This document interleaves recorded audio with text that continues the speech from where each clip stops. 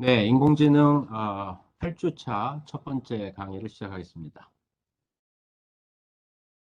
네, 우리가 지난 시간까지 확률적 추론 모델에 대해서 이야기를 쭉 했고, 네, 이제 이번 시간부터는 새로운 주제를 가지고 우리가 이야기를 시작하겠습니다. 지금부터 우리가 다룰 주제는 머신러닝. 머신러닝은 우리가 기계학습이라고 하죠.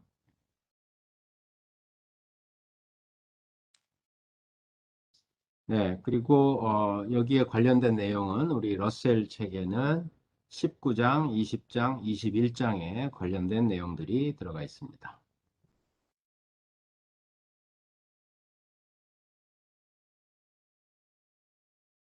자, 우리가 처음에 학기 시작할 때 지능에 대해서 이야기를 하면서 몇 가지 요소들을 얘기했는데 그게 이제 인지 능력이나 추론 능력, 그리고 또 중요한 것으로 학습 능력이 있었죠. 네.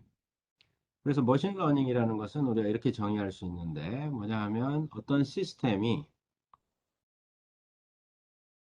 동일한 작업을 반복하면서 점차로 성능이 나아질 수 있도록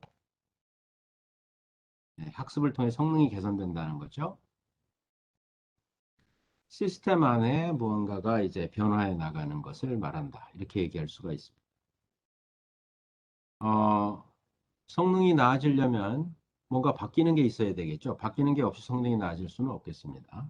우리가 처음에 인트로덕션을 이야기할 때 예컨대 스팸 메일을 걸러내는 프로그램을 만든다고 생각해 보자. 여기서 이메일이 왔는데 이메일의 내용 또는 기타 다른 정보들을 바탕으로 이것은 뭐 광고 같은 스팸 메일이다. 그래서 자동으로 삭제할 수 있으면 좋을 텐데 그런 프로그램을 개발한다고 했을 때 만들어진 프로그램이 이 스팸 메일을 이제 걸러내는 그런 작업을 반복적으로 계속하면서 성능이 좋아질 수는 없는 거죠. 정해진 어떤 그 말하자면 로직에 의해서 스팸인지를 판단을 할 텐데 그 프로그램이 바뀌지 않으면 성능이 점점 좋아질 리는 없습니다. 그런데 만약에 우리가 이 스팸 메일을 이제 판단을 했는데 시스템이 그 프로그램이 판단한 결과에 대해서 예컨대 맞다 틀리다 같은 피드백을 준다고 하면 그런 피드백을 바탕으로 규칙을 보완한다든지 새로운 어떤 규칙을 추가한다든지 이렇게 시스템 내부에 뭔가가 변화해서 미래에는 다른 결정을 내리게 된다면 그것이 이제 학습 기능이 있는 거다 이렇게 볼 수가 있겠죠.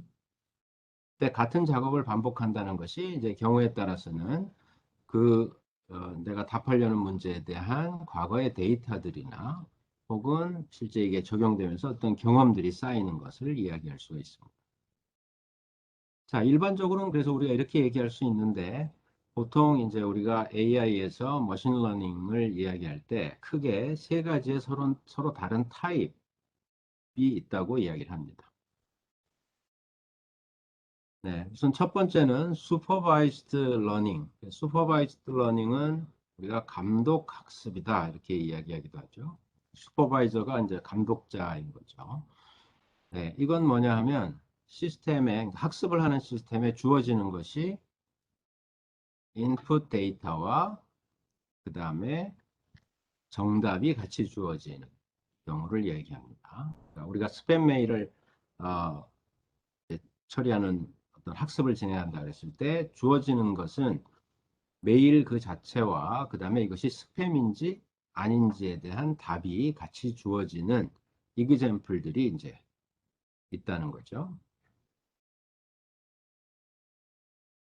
그러면 이제 이 정답을 주는 것이 바로 감독자의 역할이라고 보는 거죠. 그래서 정답이 주어진 이런 이그젬플들이 제공됐을 때 학습을 통해서 우리가 얻는 건 뭐냐면 바로 새로운 어떤 인풋, 즉 새로운 이메일 같은 게 주어졌을 때 거기에 대해서 답을 낼 수 있는 어떤 모델을 만들어내는 거죠. 그래서 그 모델은 어떤 if 된 형태의 규칙 같은 모양일 수도 있고 우리가 오늘 이제 좀 이따 잠깐 이야기할 어떤 결정을 해주는 트리의 형태일 수도 있고 혹은 어떤 복잡한 함수 또는 신경망과 같은 모델일 수 있습니다. 네, 또 다른 타입은 우리가 unsupervised learning, 비감독 학습이라는 것이고, 비감독 학습은 어, 이제 인풋 데이터만 있는 거죠. 그래서 정답이 뭐다 이런 게 아니고 데이터가 어떤 것들이 있다만 주어지는 겁니다. 예를 들면 그냥 이메일에 다양한 예들이 주어지는 거죠. 네, 그럼 여기서 학습은 뭐냐 하면 주어진 데이터의 여러 가지 속성 정보들을 바탕으로 우리가 이것들을 여러 개로 그룹핑 또는 클러스터링을 하는 것을 말합니다. 그래서 다양한 이메일들, 여러 가지 속성으로 표현되는 다양한 이메일들을 봤더니 이것이 크게 두 그룹 혹은 세 그룹으로 그룹핑이 될 수 있구나 하는 걸 이제 찾는 것이 언수퍼바이즈드 러닝에서는 대표적인 작업입니다. 네, 또는 그런 것에 기반이 되는 확률 분포 같은 것을 얻어내는 걸 이야기하기도 하죠. 네, 우리가 위에 슈퍼바이즈드 러닝에서 하는 것을 그래서 클래시피케이션, 분류를 한다, 혹은 프리딕션, 예측을 한다 이렇게 얘기를 하고 언슈퍼바이즈드에서 하는 것은 클러스터링을 한다 이렇게 얘기합니다. 네, 세 번째 타입은 우리가 reinforcement learning이라고 해서 이것은 강화 학습이다 이렇게 얘기하는데 네, 이건 위에 두 개와는 좀 상당히 다른 형태로 우리가 동물들을 훈련시킬 때 어떻게 하는가를 상상해 보면 이게 이제 강화학습의 어떤 원리와 비슷하다고 얘기할 수가 있겠습니다. 여러분들이 강아지를 훈련시킬 때 어떤 명령을 주고 예를 들어서 앉아 그런 다음에 잘 앉으면 맛있는 먹이를 주고 그죠? 앉아라 그러는데 잘 앉지 않으면 뭔가 벌을 주고 뭐 이런 걸 할 수가 있겠죠. 그래서 강화학습은 뭐냐 하면 일련의 시스템이 일련의 액션을 취한 다음에 거기에 대해서 상이나 벌을 받는 그걸 우리가 리워드라고 이야기하는데 그런 리워드를 받게 되면 그에 따라서 어떤 경우에 어떤 액션을 취해 나가야 될지 하는 액션을 선택하는 그런 규칙들을 우리가 찾아내는 것. 이것이 이제 reinforcement learning이라고 할 수 있습니다. 네, 그래서 이 머신러닝은 현대 인공지능의 다양한 주제 중에서 가장 어떻게 보면 중요한 주제라고 볼 수 있고 점점 이 머신러닝과 관련돼서 다양한 이론이나 응용들을 여러분들이 알아야 될 것들이 많기 때문에 이 주제에 관해서 우리가 가장 많은 시간을 할애를 할 예정입니다. 그래서 우리는 주로 슈퍼바이즈드 러닝 타입의 여러 가지 알고리즘 같은 걸 볼 거고 그 다음에 언슈퍼바이즈드 러닝의 또 몇 가지 알고리즘도 같이 볼 겁니다. 여기에 우리가 대략 한 4, 5주 정도를 이제 할애해서 이야기를 할 건데 지금 우리가 보고 있는 이 머신러닝이라는 타이틀의 강의 자료뿐만 아니라 요 뒤에 우리가 이제 신경망과 딥러닝에 관한 이야기를 또 다음번 강의 자료를 가지고 이야기할 텐데 네, 그것들도 바로 이 슈퍼바이즈드 러닝 그 다음에 언슈퍼바이즈드 러닝의 어떤 새로운 형태의 모델이라고 볼 수가 있습니다. 그래서 그것까지 합쳐서 우리가 한 4, 5주 정도를 할애를 할 예정이고, 이 reinforcement learning은 우리가 별도로 한 주 정도 할애를 해서 기본적인 이론들에 대해서 살펴보도록 그렇게 하겠습니다.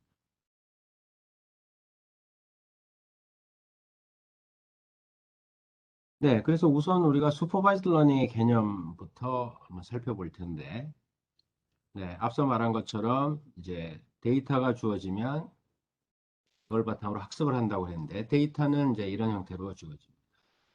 X와 Y의 페어가 주어지죠. X가 바로 특정한 데이터를 말하는 거고 Y가 이제 정답에 해당하는 것이 되겠습니다. X는 대개 여러 개의 우리가 피처라고 하는 속성 값들로 표현이 됩니다. 예를 들어서 이메일이 어떤 속성 값들로 표현이 된다 하면 이메일이 뭐 URL이 뭐고 그 다음에 어떤 단어가 있고 없고 길이가 얼마고 뭐 이런 것들을 상상해 볼 수가 있겠죠. 네. 그런 속성 값들로 input X는 표현이 되고 거기에 따라서 output은 예를 들어서 스팸이다 아니다 와 같이 정답이 부여되게 되는데 그걸 우리가 클래스 레이블 이렇게 얘기합니다. 네, 경우에 따라서는 이것을 이제 실제 그 정답이라는 의미로 ground truth라고 표현하기도 합니다.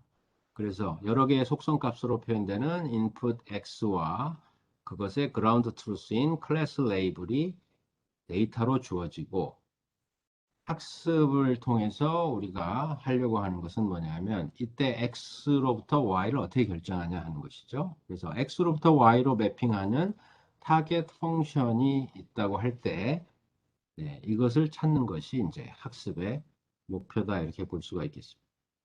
네, 밑에 써 있는 것처럼 학습은 레이블드 example들이 여러 개 주어지고, 그러면 그거로부터 위에 타겟 펑션이라고 우리가 표현한 것에 가장 근접한 어떤 함수, 하이퍼세시스를 찾는 것이죠. 네, 이 밑에 그림을 그래서 여러분들이 잘 기억하면 좋겠습니다.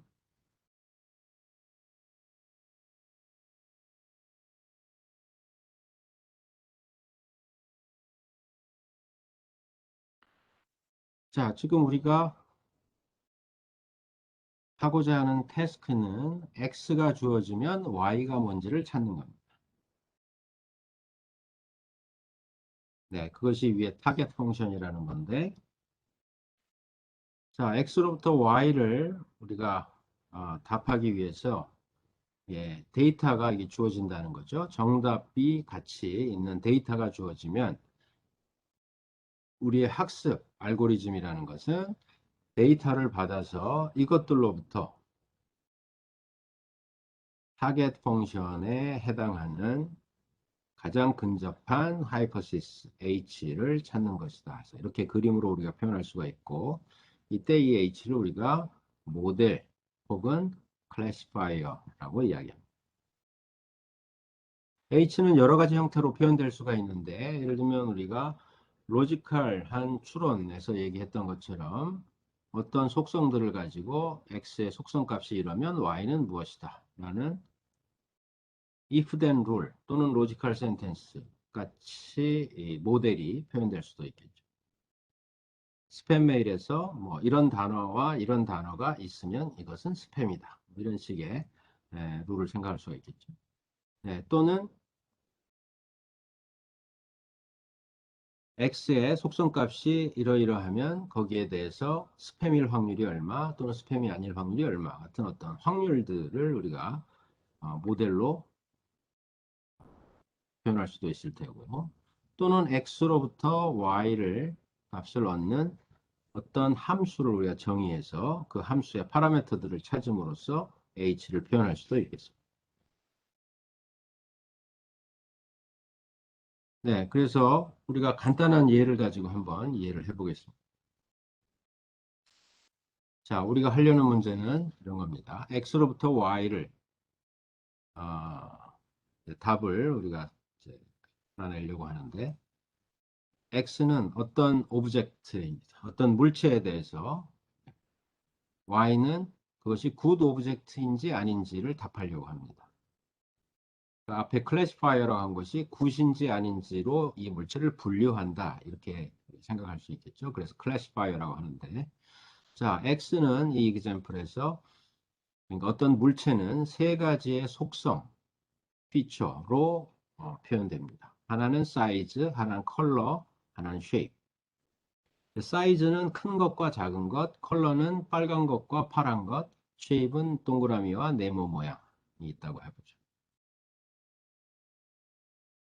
정답은 굿 오브젝트이면 yes, 굿 오브젝트가 아니면 no입니다. 자, 이제 여기에 대해서 우리가 슈퍼바이즈드 러닝을 수행하기 위해서 example들을 줍니다. 여러분들은 이 주어진 example 보고 여러분들이 직접 아마 학습을 해서 답을 이야기할 수도 있겠습니다. 한번 보죠. 자, 첫 번째 example 줍니다. 요거는 작은 빨간 동그란 오브젝트인데 이것은 yes에 해당합니다. 두 번째는 작은 파란 네모난 오브젝트인데 이것은 good 오브젝트가 아닙니다.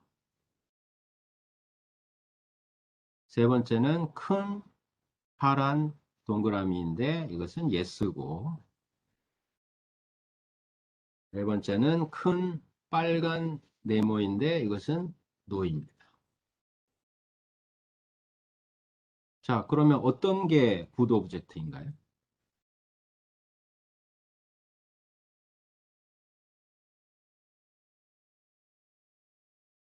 네, 여러분들이 example을 보고 이렇게 생각해 보면 그러면 이런 게 굿 오브젝트인가 보다라고 이걸 일반화 시켜서 생각할 수가 있을 겁니다.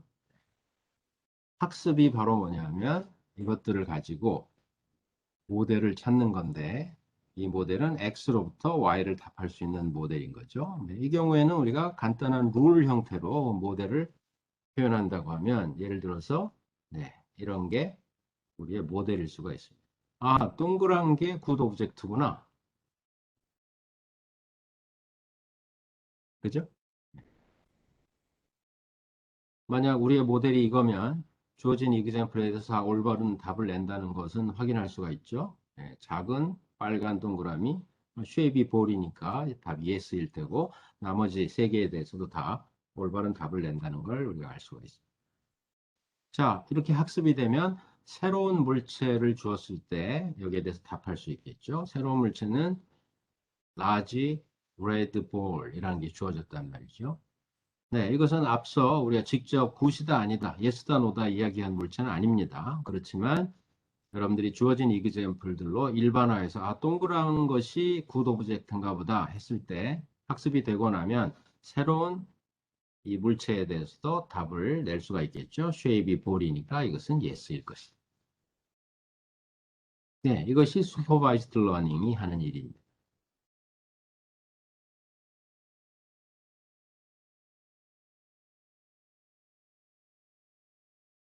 자, 이런 예를 볼까요? 어떤 환자에 대해서 우리가 이 환자가 종양이 발견된 환자인데 종양이 비나인, 양성인지 멀리거나 악성인지를 판단하는 것이 우리의 문제다.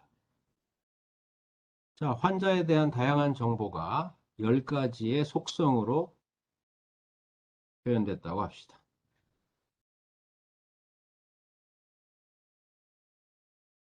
이게 X고 그 다음에 Y가 비나인이냐 멀리그넌트냐 중에 하나를 답하는 겁니다.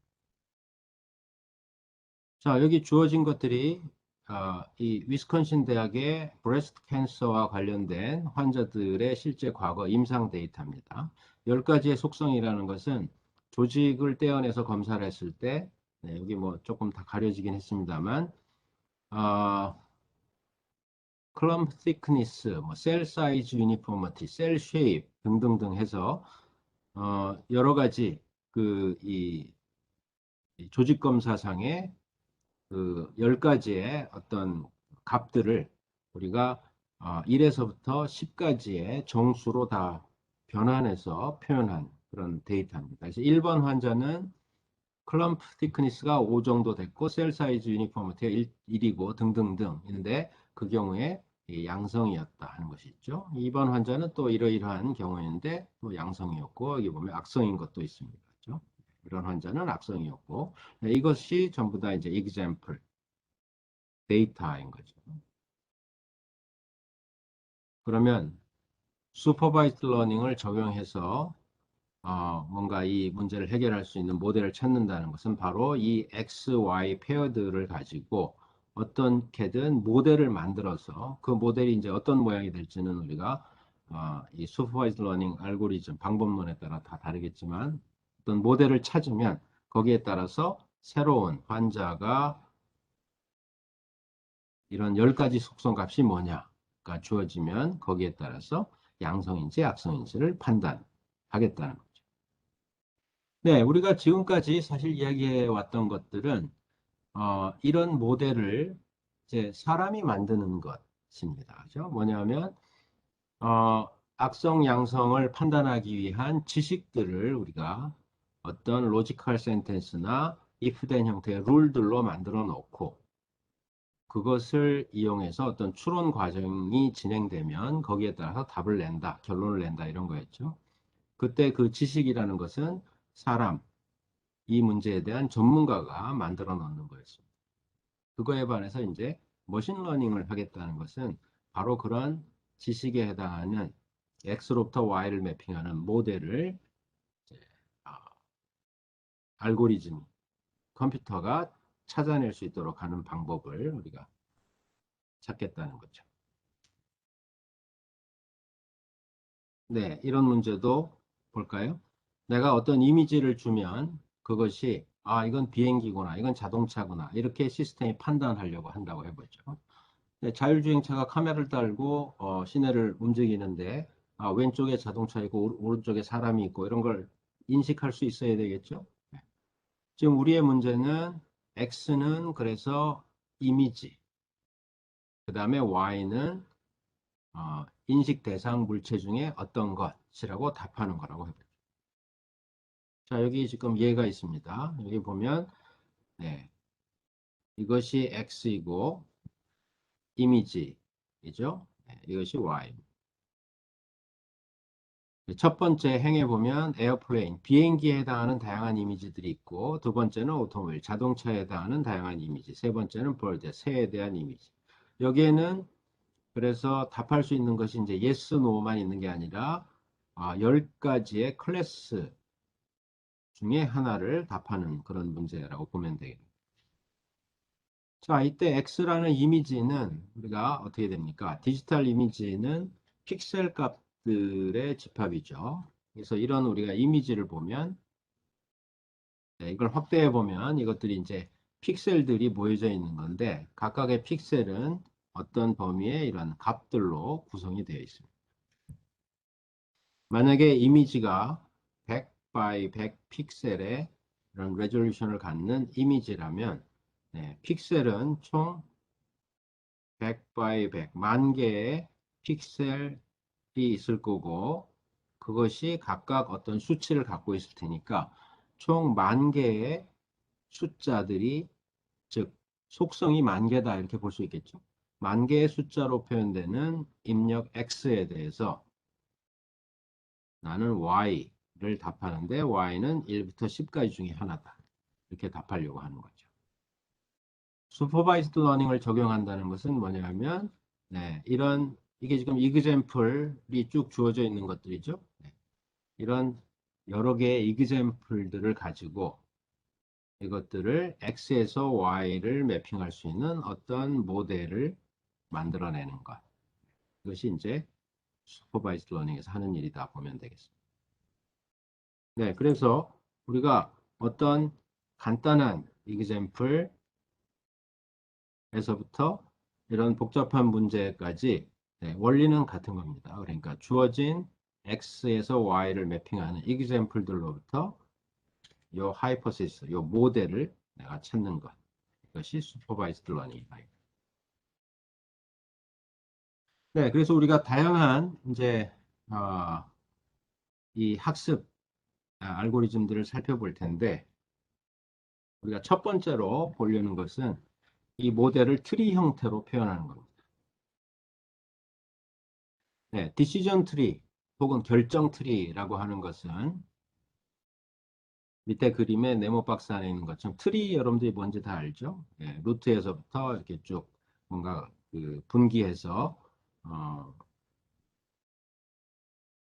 계층적인 그런 자료 구조를 표현하는 건데 결정 트리는 뭐냐면 내가 이런 문제가 있다고 했을 때 X에서 Y를 결정하려고 하는데 X는 여러 개의 속성 값들로 표현되고 Y는 또 이런 클래스들 중에 하나를 답하는 거다 그랬을 때 결정 트리는 인터널 노드는 이 피처들 중에 하나가 인터널 노드가 되고 우리의 가장 간단한 첫 번째 그래프에서 보면 피처가 컬러, 쉐입, 그 다음에 뭐였죠? 사이즈. 네, 이런 것들이 인터널 노드가 되고 그 다음에 각각의 속성은 여러 개의 값을 가질 수 있으니까 그 값에 따라서 분기를 하고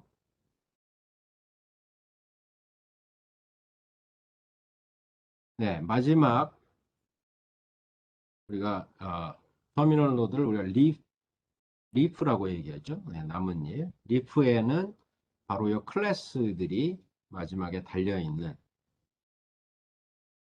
이걸 우리가 결정 트리다. 이 결정 트리는 어떤 이런 속성 값들로 표현되는 x에 대해서 네, y를 결정하게 해주는 역할을 하는 겁니다. 그래서 만약에 이런 결정 트리가 우리의 모델이라면 어떤 x가 사이즈는 라지고 컬러는 레드고 쉐입이 볼이다 이렇게 주어지면 이 트리에 의해서 y 클래스를 결정할 수 있는 거죠. 결정하는 방법은 루트에서부터 출발해서 각각의 속성의 분기를 쫓아 내려가면 됩니다. 자, 지금 주어진 x에 대해서 우리가 답을 결정하려고 그러면 루트에서부터 출발해서 처음에 컬러라는 속성을 가지고 이야기하도록 되어 있습니다. 컬러가 값이 red니까 오른쪽을 쫓아갑니다. 그 다음엔 shape을 가지고 또 분기하도록 되어 있죠. shape은 볼이니까 왼쪽을 쫓아냅니다. 네, 이렇게 내려가다가 어느 순간에 리프에 도달하면 거기 있는 클래스가 바로 답이 되는 거죠. 그럼 이 결정 트리 모델에 의하면 large red ball이라는 것은 yes에 해당하는 클래스다. 이렇게 답을 내는 겁니다.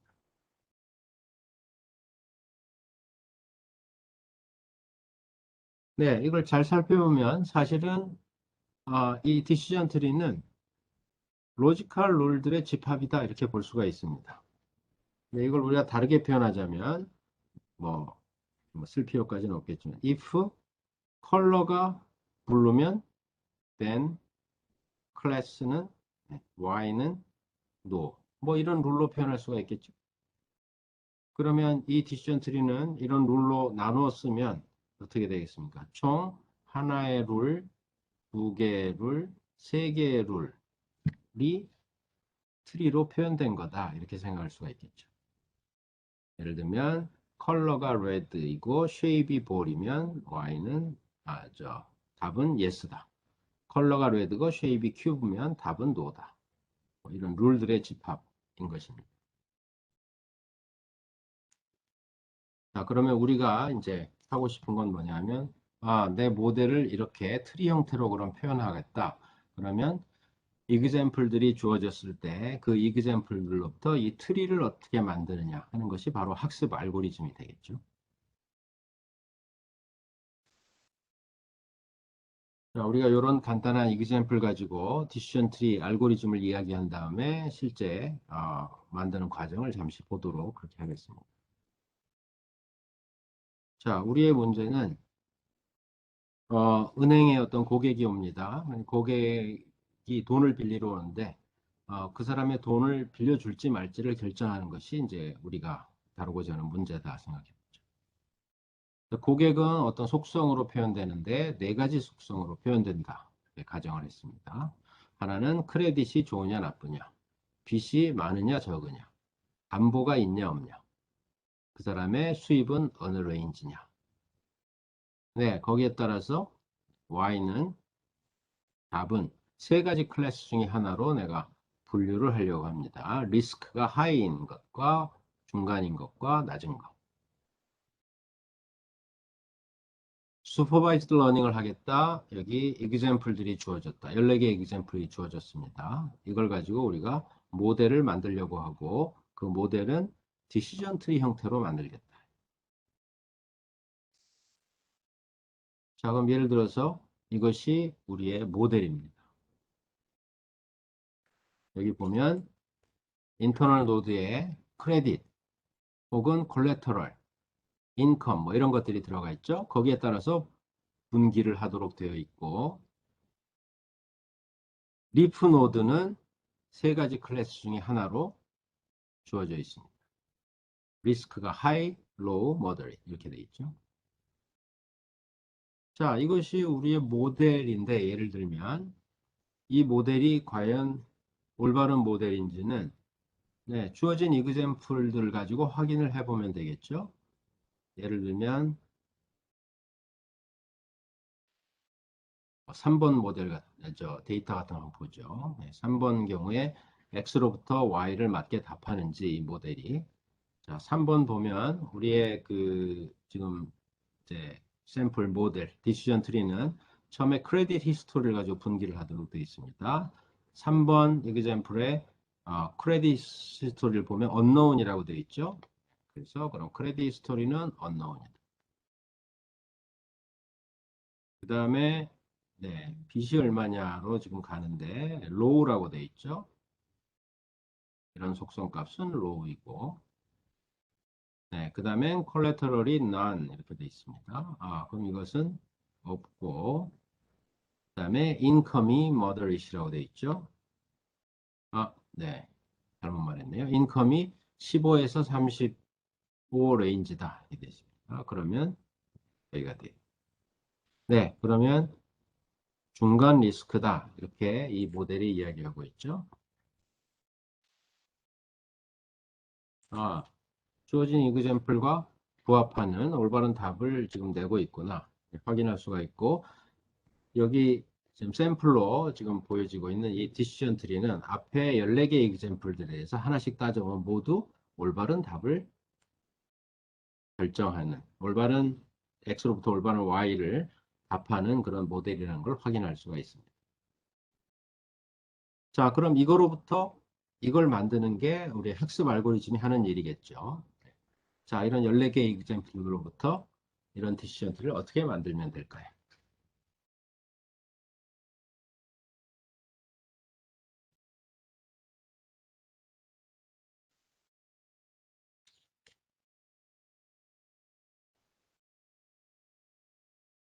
아주 간단한 우리 첫 번째 이그젬플로 돌아와서 다시 생각해 보면, 이그젬플들은 이런 거였고, 스몰 레드 볼은 yes다, 스몰 블루 볼은 no다 이런 것들이었고,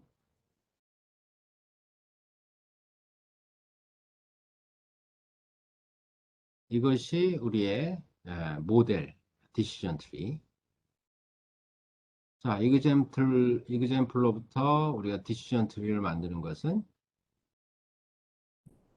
알고리즘을 우리가 한마디로 얘기하면 주어진 이그젬플들을 이용해서 속성을 하나씩 선택해 가면서 이그젬플을 분할해 나가면 된다.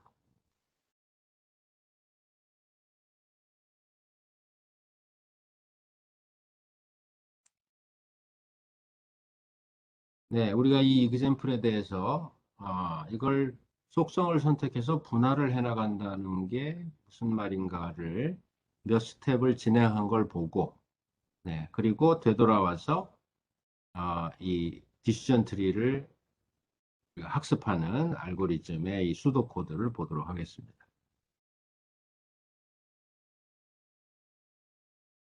자, 우리 이그젬플은 이거였죠. 디시전 트리 형태의 모델을 만들기 위해서 우리는 속성을 선택해서 이그젬플을 분할해 나갑니다. 자, 처음에 우리가 네 가지 속성이 있었죠. 크레딧, 콜레터럴 인컴, 네 가지 속성이 있는데 이것 중에 하나를 선택해서 인컴을 선택한다. 인컴 값에 따라서 example를 분할한다. 인컴은 여기 보면 세 가지 값 중에 하나로 되어 있습니다. 15까지, 그 다음에 15에 35, 그 다음에 그 이상. 자, 그럼 세 개의 서로 다른 값을 가질 수가 있는데, 주어진 example 인컴 값이 무엇냐에 따라서 세 그룹으로 내가 분할한다는 거죠. 자, 지금 Y에 답에 해당하는 클래스 레이블은 High, Moderate, Low 이렇게 돼 있어. HML로 표현되어 있습니다. 세 가지가 있는데, 처음에 example 보면 이것들이 이제 다양한 어, 답이 달린 example들로 구성되어 있죠. 그래서 high인 것, moderate인 것, low인 거를 우리가 따져보면, high인 것은 1번, 2번, 4번 등등등 해서 네, 이런 example들이 high라는 클래스에 해당하고, 네, 마찬가지로 M, L이 이렇게 구성되어 있습니다. 자, 이제 income이라는 속성을 가지고 우리가 분할을 하고 나면 income이 그러면 0에서 15인 값을 갖고 있는 걸 한번 찾아보기로 하죠. income 값이 0에서 15인 것은 1번, 4번, 7번, 11번 4개가 있네요. 그래서 1, 4, 7, 11이 하나의 집단. 그 다음에 인컴 값이 또 중간에 해당되는 것은 2, 3, 12, 14가 있네요. 그죠? 2, 3, 12, 14가 중간에 집단이고 35 이상이 된 건 그 나머지겠죠. 그래서 5, 6, 8, 9, 10, 13번의 example이 인컴 값이 하이인 것들입니다. 자, 전체 14개 집단은 example의 집합은 클래스가 하이인 것과 머더링인 것과 로우인 것들이 이렇게 섞여 있는데 인컴 값을 확인해서 3개의 집단으로 나누고 나서 보면 인컴이 0에서 15, 제일 낮은 값을 갖는 경우에 4가지가 있었는데 이것들은 전부 다 하이라는 클래스에 해당한다는 걸 확인할 수가 있습니다. 그죠? 1477 11번을 가서 보면 리스크가 이것도 하이, 하이, 하이, 하이라고 됩니다. 그러면 우리가 어떤 생각을 할 수 있냐면, 이 이그젬플을 보니까 인컴이 0에서 15 레인지에 해당하는 사람은 무조건 리스크가 하이인 모양이다. 이렇게 결론을 내릴 수가 있겠죠. 그러면 지금 루트가 인컴이라는 속성을 갖는 트리를 만들어 나가면서 분할된 이그젬플이 모두 하이 클래스에 해당하는 이그젬플이다. 그러면 여기다가 우리가 리프 노드를 달겠다. 이렇게 이야기할 수 있습니다. 이 모델에서는 인컴 값이 0에서 15면 클래스는 결정되는 겁니다. 하이.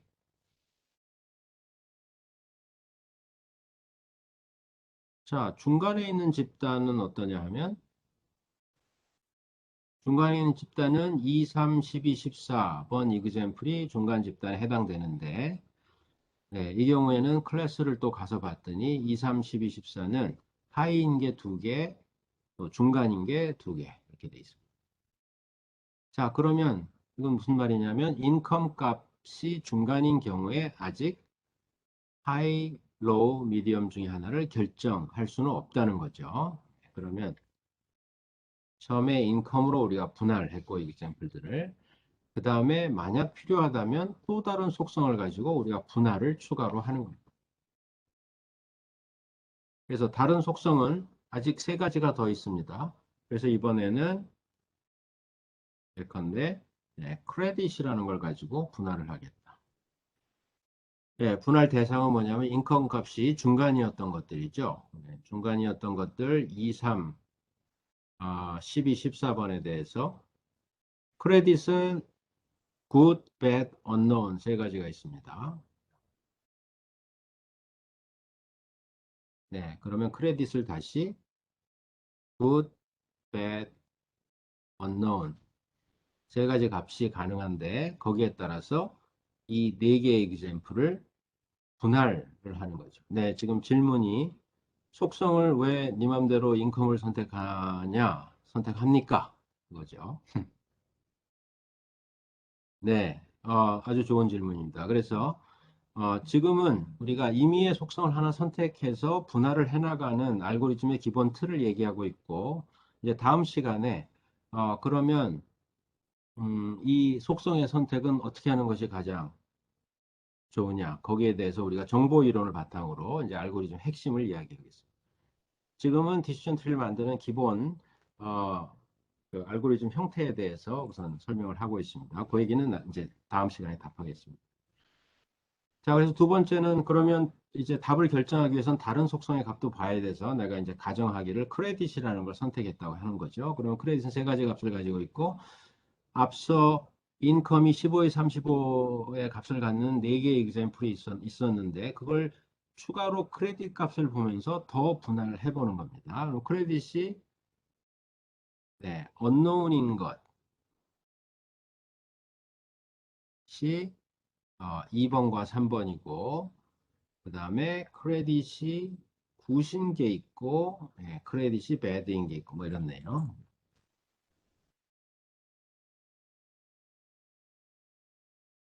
네, 인컴이 중간인 경우에.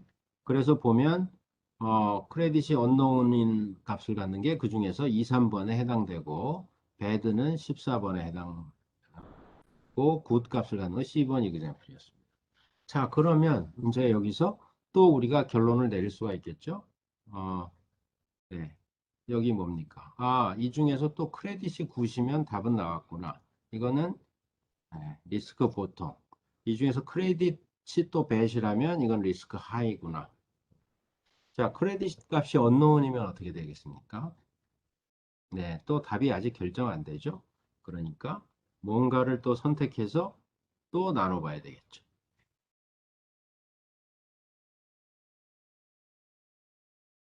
제일 오른쪽에 인컴이 35 이상인 것 보면은 네, 리스크가 로우인 이그젬플이 많이 있긴 하지만 아직 완전히 결정은 안 돼 있죠.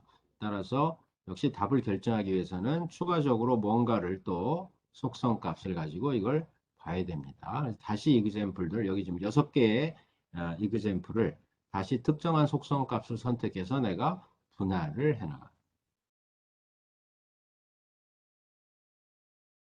자, 이렇게 계속 분할을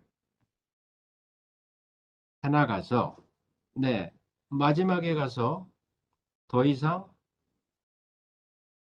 분할할 게 없으면 예컨대 이렇게 우리가 리프 노드가 다 달리면 그러면 디시전 트리를 만드는 알고리즘은 끝난 거고 내가 속성을 선택하고 이그젬플을 분할하면서 리프 노드까지 결정하는 그 과정에 이 선택된 것들이 디시전 트리가 되는 거겠죠. 우리의 모델이 됩니다.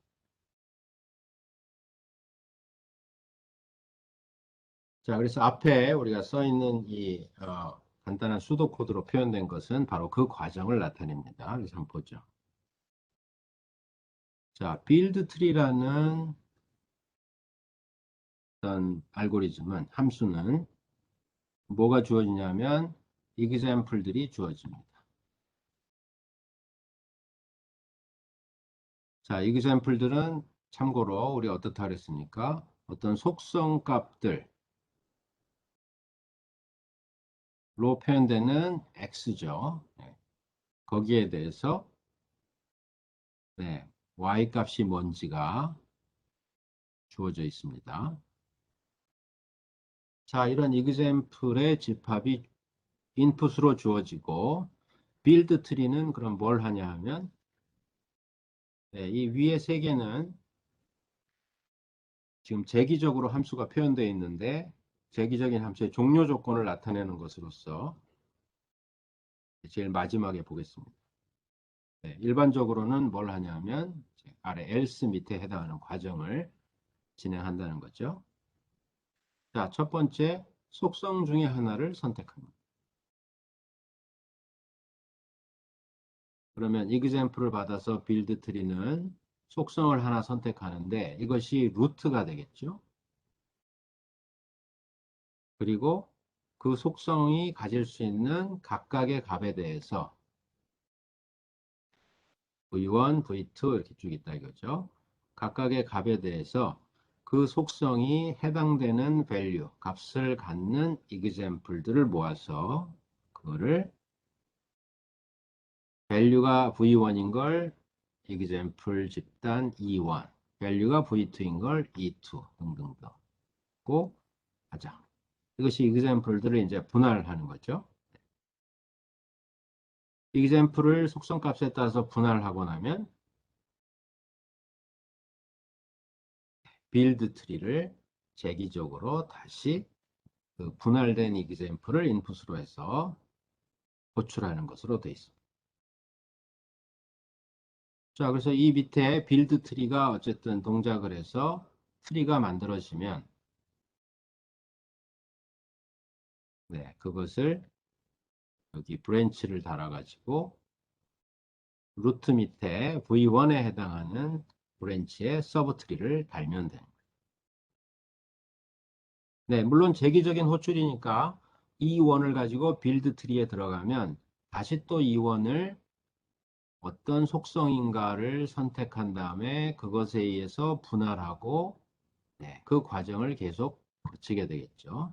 속성을 선택하고 분할하고 또 속성을 선택하고 분할하는 재기적인 과정을 계속 반복하게 되는데 여기서도 마찬가지죠. 이 2에 대한 빌드 트리도 또 빌드 트리에 들어갔으니까 속성을 선택하고 분할하고. 자, 이렇게 쭉 분할을 해나가다가 이제 여기 우리가 건너뛴 종료 조건에 해당하는 부분이 어떻게 될 거냐면 아까 어떻게 됐습니까? 우리 example 보면 예컨대 분할된 모든 집단의 답이 동일하면 동일한 클래스의 example들로만 구성이 되게 되면 답이 결정되므로 리프 노드를 달고 추가적인 분할, 재기적인 빌드 트리 호출이 안 들어가는 거죠. 이것이 이제 종료하는 겁니다. 그래서 우리가 여기 모든 example이 어떤 특정한 클래스에 해당되는 게 되면 리프 노드를 달고 끝난다. 이것이 핵심이죠.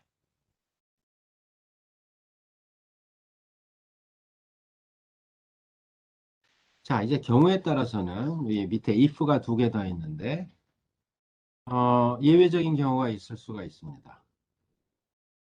자, 만약에 우리가 클래스가 C1, C2, C3 세 개 중에 하나다 해보죠. 피처도 우리가 F1, F2, F3 세 개의 속성으로 표현되는 문제다. 자, 두 번째 if로 표현된 종료 조건은 뭐라 그랬냐면 더 이상 example이 없으면 더 이상 example이 없다는 거는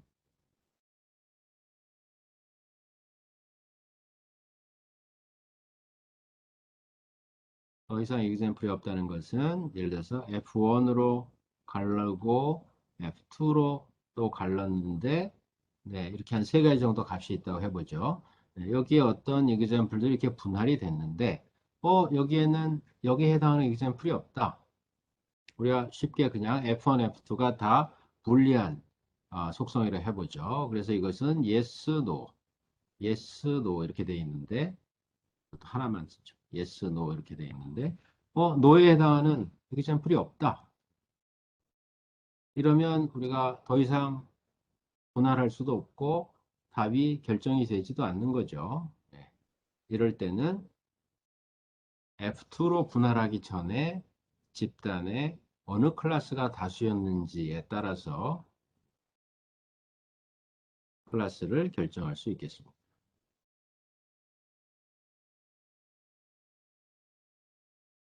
네, 또 이런 경우도 있을 수 있습니다.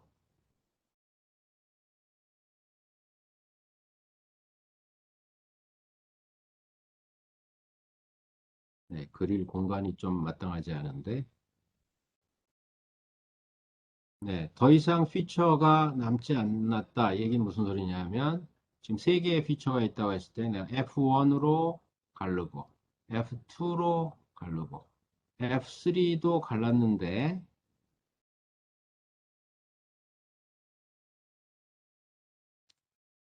자, 만약에 여기서 아직도 클래스가 모든 이그젬플이 하나의 클래스로 지금 하나의 클래스를 갖는 이그젬플로 분할되지 않았다. 이제 그런 경우를 얘기하는 거죠. 그래서 yes, no로 분할하고 yes, no로 분할하고 yes, no로 분할했는데 지금 여기에 이게 섞여 있단 말이죠. 섞여 있으면 우리가 또 분할해야 되는데 그런데 세 개의 피처로 x가 표현되니까 더 이상 선택할 피처가 없습니다. 이럴 때는 역시 현재 분할되어 있는 집단의 머저리티를 가지고 다수로 결정하는 거죠. 그런데 이제 이 경우는 가만 보면 이건 이그젠플에 문제가 있다 이렇게 생각할 수 있습니다.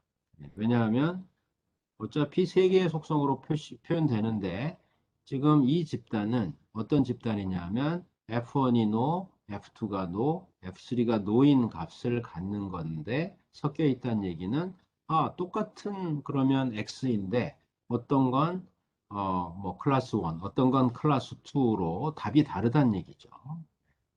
그 얘기는 같은 X에 대해서 다른 답을 내고 있는 example이 지금 들어있다 이런 뜻이 되겠죠. 현실에서는 그런 문제가 얼마든지 있을 수 있습니다. 따라서 이럴 때는 majority에서. 만약에 여기에 분할된 example이 10개가 있었는데 그 중에 9개는 C1이고 한 개만 치였다면 우리는 C1이라고 결론을 내릴 수가 있겠죠.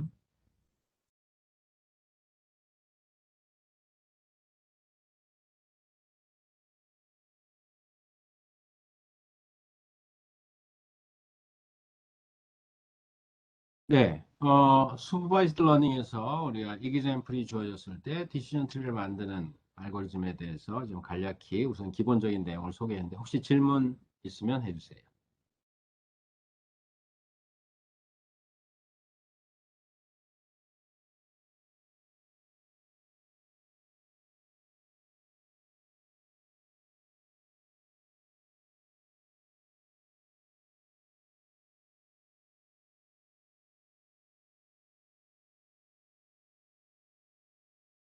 네, return majority class가 뭘 의미하는 거냐? 네, 지금 얘기한 것처럼 우리가 여기 앞에 얘에서 한번 볼까요?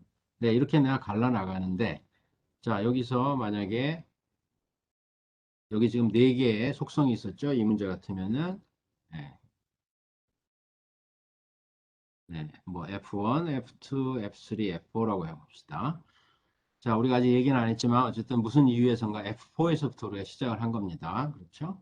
네, 그래서 F4를 가지고 갈랐고, 네, 한쪽으로 몰려 클래스가 다 하나의 단만을 나타내면 우리가 이렇게 리프 노드를 달았습니다. 하이처럼. 자, 그런데 섞여 있는 건 뭡니까? 예를 들어서 3로 또 갈른다는 거죠. 네, 또 섞여 있으면 F2로 갈르고, 또 섞여 있으면은 F1으로 갈르고, 이렇게 갈라 나갈 겁니다. 자, 갈라 나갔는데 여기에 하이도 있고 로우도 있다고 만약 생각을 해보면 답이 결정이 안 됐으므로 또 갈라야 되는데 이제 갈을 속성이 없다는 거. 속성 4개를 다 써서 우리가 지금 트리를 만들면서 내려갔기 때문에 그럼 여기 하이에 해당하는 것도 몇 개 있고 로우에 해당하는 것도 몇 개 있다면 답을 결정할 수 없는 상태까지 지금 온 거죠. 왔을 때는 머저리티 뭐냐면 네 개의 example이 예를 들어서 있는데 하이가 3개, 로우가 하나였다. 그러면 이제 디시전 트리를 어쨌든 모델을 내가 제시를 해야 되니까 내가 제시하는 모델에서는 이 경우에는 F4가 이런 값, F2가 이런 값, F3가 이런 값, 뭐 이렇게 F1이 이런 값인 경우에는 하이라고 모델을 만들겠다 이런 얘기죠.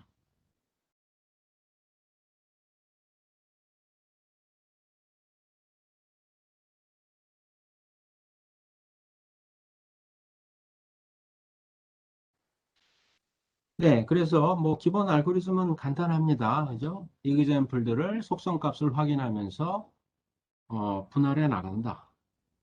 그 최종적으로 if 노드를 달 때까지, 달 수 있을 때까지 분할해 나가서 네, 얻어진 그 분할 과정이 바로 트리를 나타내는 게 되는 거고 어, 어떤 특정한 문제에 대해서 정의해 놓고 여러분한테 디시전 트리 만드는 프로그램을 작성하라 그러면 예, 다 잘 할 수 있겠죠.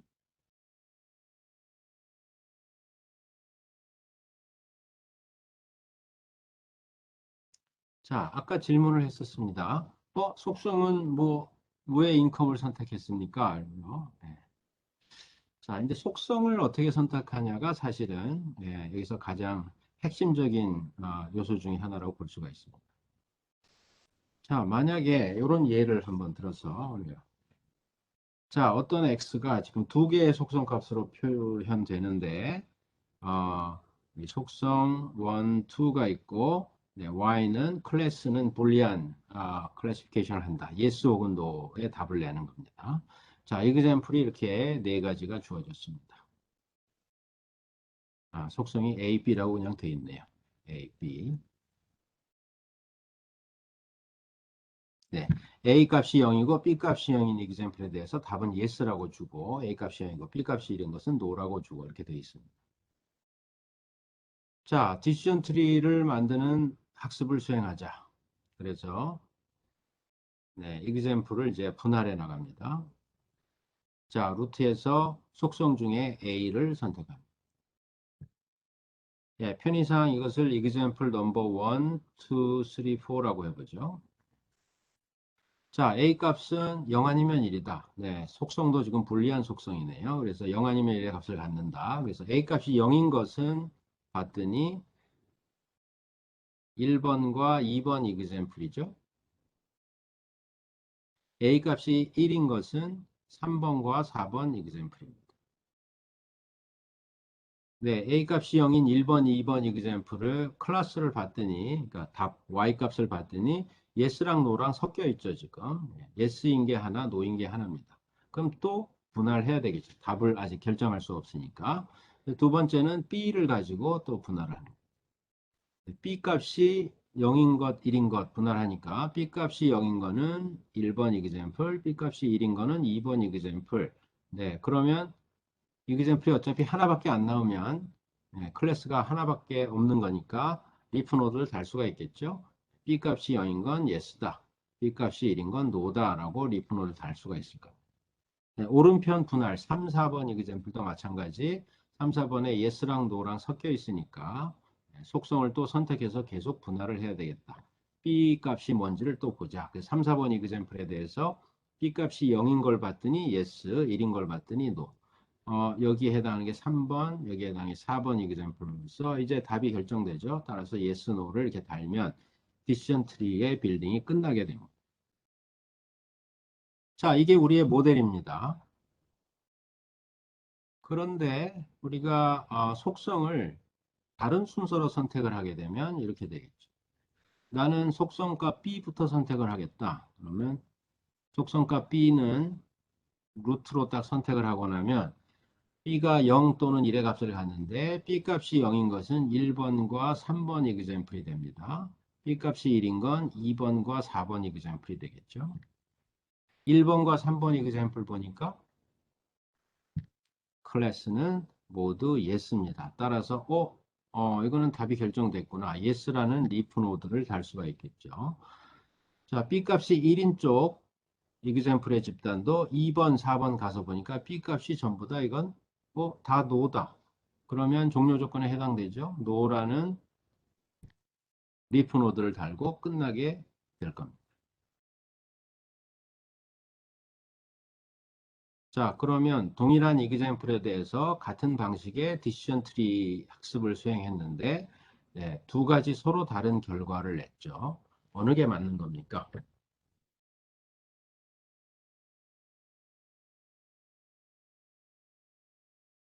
네, 둘 다 맞는 거죠. 어느 걸 모델로 하나 주어진 4개의 이그젬플에 대해서 다 정답을 냅니다.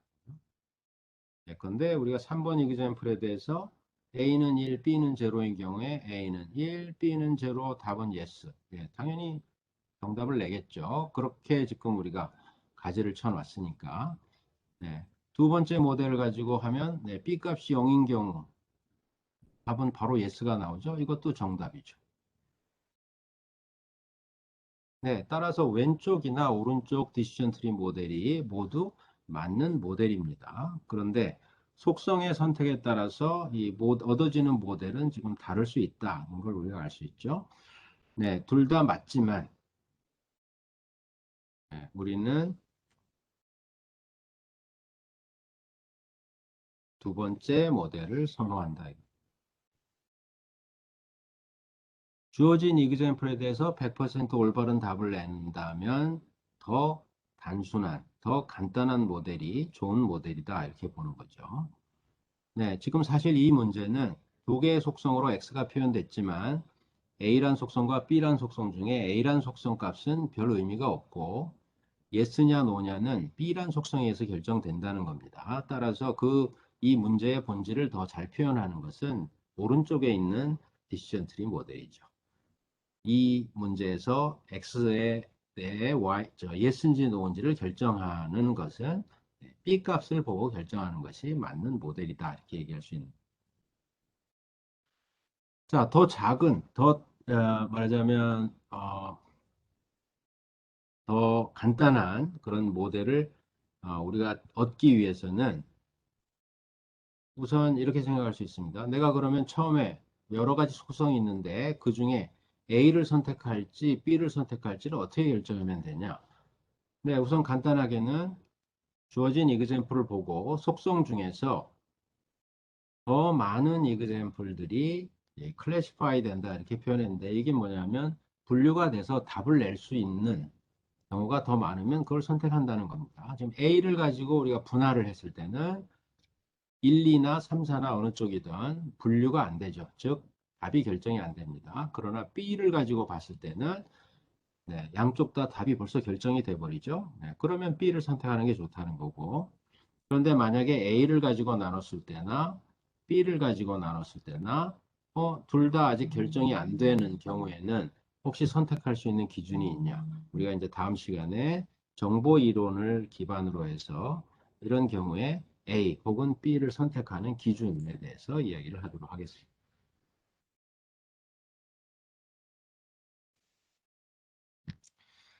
네, 참고로 우리가 오켐스 레이저라는 개념에 대해서 좀 살펴볼 텐데요. 오켐스 레이저라는 것은 우리가 14세기에 영국의 철학자인 윌리엄 오켐의 이 주장한 이론에 따라서 이름 붙여진 건데 이걸 말합니다.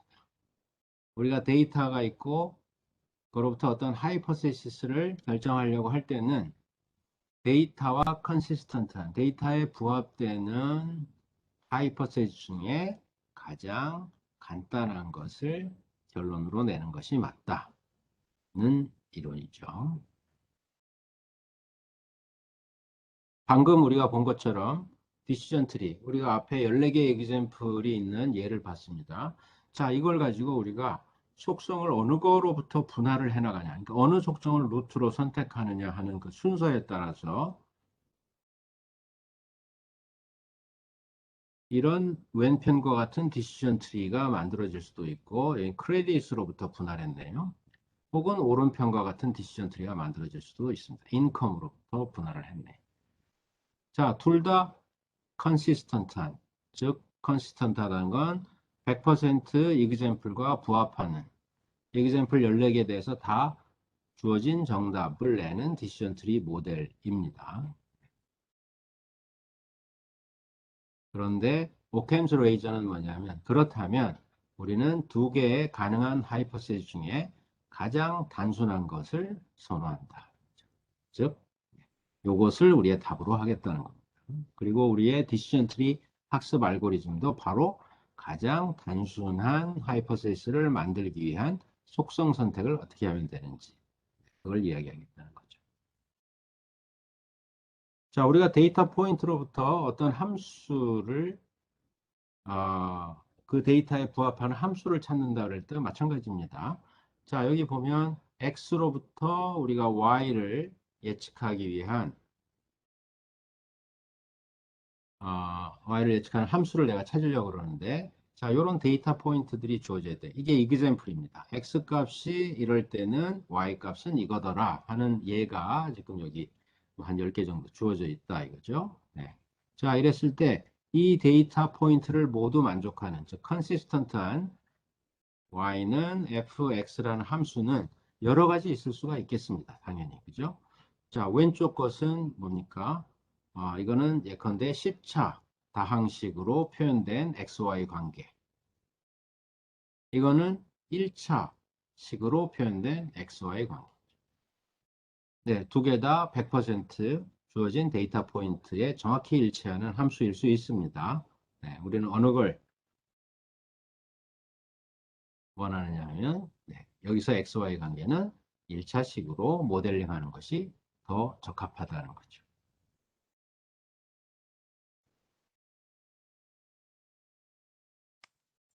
네, 그래서 오늘은 머신러닝의 좀 기본 개념들, 세 가지 타입 이런 걸 얘기했고 그 중에 슈퍼바이스드 러닝에서 먼저 디시전 트리 형태의 모델을 우리 학습하는 것에 대한 얘기를 했습니다. 다음 시간에 지금 얘기한 이런 그 원리에 따라서 우리가 적합한 모델을 찾기 위해 디시전 트리 학습을 할 때 속성을 선택해 나가는 과정에 대해서 이야기를 하고 그 다음에 우리가 머신러닝을 하면서 두 가지 여러분들이 직접 이제 그 어떤 도구를 다루게 하려고 그러는데 하나는 어, 머신러닝에 여러 가지 그 알고리즘들이 구현되어 있는 그 애플리케이션 프로그램을 하나, 웨카라는 프로그램을 소개하고, 여러분들이 그 웨카를 이용해서 몇 가지 데이터를 가지고, 이런저런 그 결과를 보는 그런 걸 해보려고 그러고, 또 하나는, 파이썬 라이브러리들을 써서 여러분들이 직접 이 프로그래밍을 해서, 어, 그러니까 어떤 머신러닝의 알고리즘을 구현하고 특정한 데이터에 대해서 결과를 보는 그런 것들을 해보려고 합니다. 그래서 다음 시간에는 디시전 트리의 이 부분, 그 속성 선택과 관련된 이 부분을 좀 이야기하고 그 다음에 웨카라는 도구를 여러분들 소개하도록 하겠습니다. 네, 오늘은 네, 혹시 아까 질문이 있었나요?